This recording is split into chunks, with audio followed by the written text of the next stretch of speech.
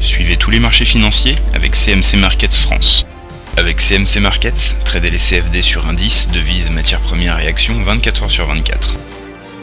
CMC Markets, un des leaders mondiaux du trading de CFD Forex depuis 1989.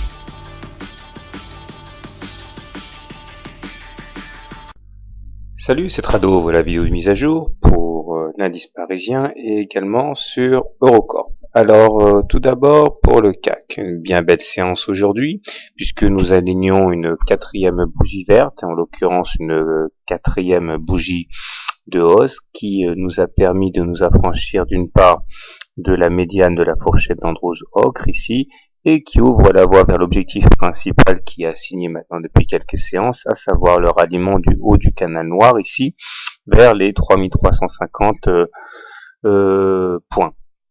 Alors la tendance est clairement établie, elle est haussière, c'est pas la peine d'essayer d'aller contre, on prend des risques inutiles. Nous sommes toujours au-dessus d'une moyenne mobile à 20 séances haussières qui est donc garante de la tendance haussière en cours. Les éléments importants aujourd'hui sont au nombre de deux.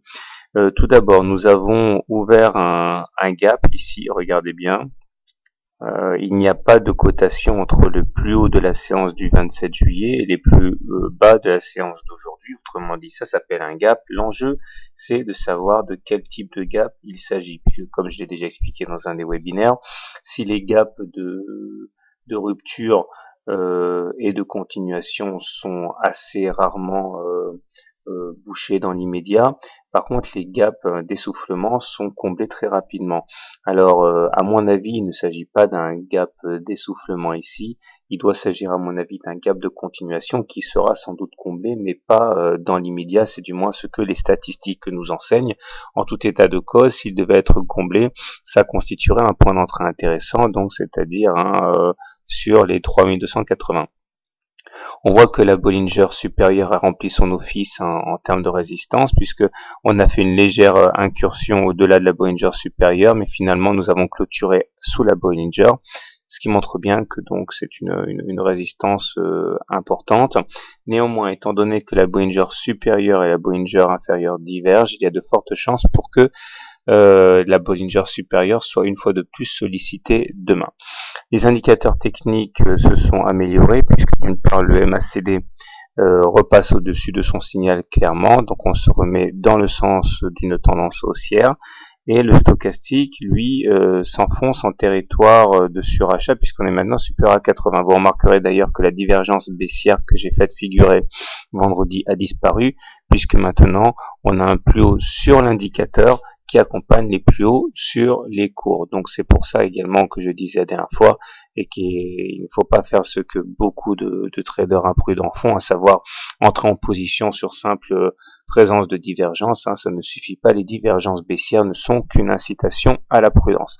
Le momentum est positif aussi, donc vous voyez bien, les choses sont plutôt très bien orientées. À prévoir des dégagements sur la Bollinger supérieure demain et sur le haut du canal noir normalement. Voilà. Alors maintenant, je vous propose une petite vidéo sur Eurocorp. Alors attendez, je vais la mettre en place. Alors c'est une petite valeur qui ne réagit pas forcément très bien à l'analyse technique, puisque c'est souvent le cas pour les valeurs qui ne sont pas beaucoup tradées. Alors voilà. Alors je peux néanmoins vous proposer ceci, même si ce n'est pas une valeur qui se prête fondamentalement à l'analyse technique. Vous voyez que nous sommes à l'intérieur d'un canal bleu ici. Et nous avons bien réussi le test du rebond sur le bas du canal. Regardez, ça fait 4 séances que l'on se refuse à casser le canal bleu par le bas, donc ça c'est assez encourageant, et ce qui valide éventuellement le scénario du biseau, enfin plutôt du drapeau ici, puisque regardez, nous sommes à l'intérieur d'un biseau ici. Si on arrivait à casser par le haut le biseau, on aurait pour objectif le report du mât ici, reporté au-dessus des 2,06, c'est-à-dire cela.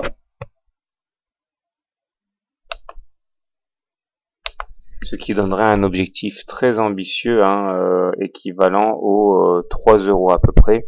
On y reviendra au cas où on casserait ce biseau par le haut. Mais pour l'instant, on a d'autres impératifs, notamment s'affranchir de la moyenne mobile à 20 séances qui commence à devenir légèrement baissière. Autrement dit, on a cette résistance qui sera très difficile à passer, même si on a tendance à rebondir actuellement. Le vrai test sera le passage de la M20, qui capera sans doute les cours, à mon avis, au moins momentanément. Signalons pour terminer l'existence d'un gap ici, très important, qui est à mon avis un gap de rupture, et qui lui par contre ne devrait pas être comblé de sitôt. C'est du moins ce que les statistiques nous enseignent. Voilà.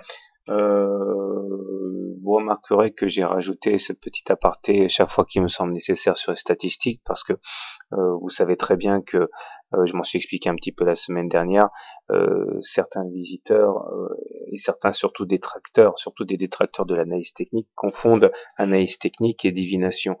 Je ne suis pas plus que vous devin, mais par contre c'est vrai que je connais les probabilités, et l'analyse technique n'est que l'art de se mettre du côté des statistiques, un petit peu comme un joueur de poker qui sait combien miser sur telle ou telle main et les chances qu'il a de gagner. Donc voilà, ce n'est absolument pas, je reviens sur cette histoire de gap, la garantie qui ne sera pas comblée immédiatement, mais en tout cas on sait que les probabilités pour qu'il soit comblé plus tard, tard même, sont plus importantes que celles qu'il soit comblé immédiatement.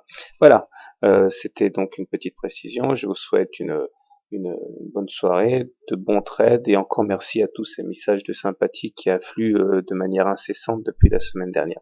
Au revoir.